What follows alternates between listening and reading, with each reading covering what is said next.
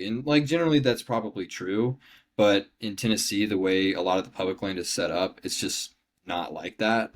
The most you're gonna walk is probably like half a mile, and most everybody can do that just fine. We have I don't know why Texas is different like this, but I did Onyx for a year when I was looking for stuff like 2 years ago before I got with that guy, that ranch that I got on last year.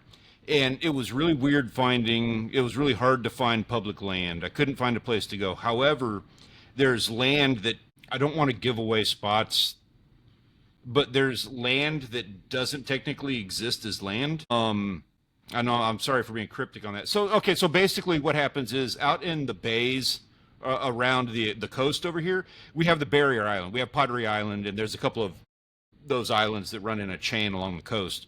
And they have the International Canal, which is a canal that runs from Brownsville to New York, and that's where all the tankers, can safely take anything that they're transporting up and down the coast.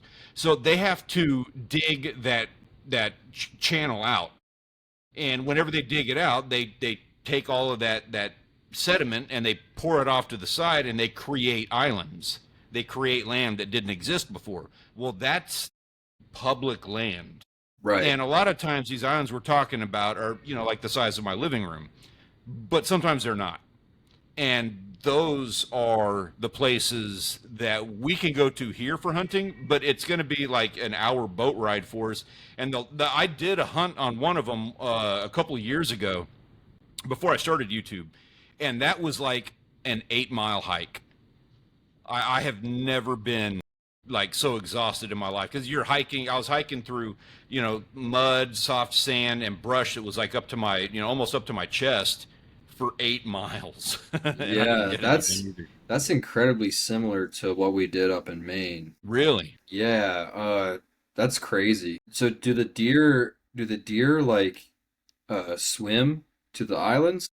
Yeah, yeah, they do. In fact, and I Wow, know this is harrowing. I apologize, that's but it's a crazy. story that was put on to me, and just so I'll pass on the tribal knowledge.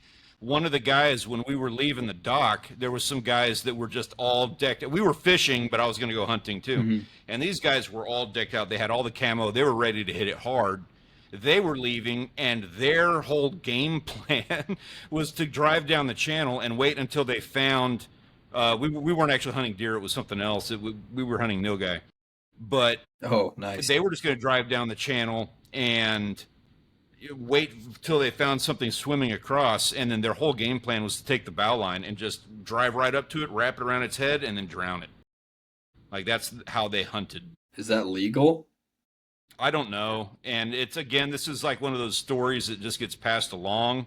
It's not how I would do things, but Yeah.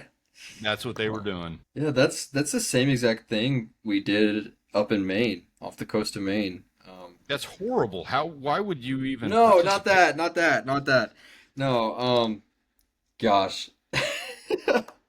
I walked right into that one. That was great. Um, no, we we we hunted the islands off the coast of Maine. The deer will travel. Yeah, it's crazy. Same exact thing except for the Northeast.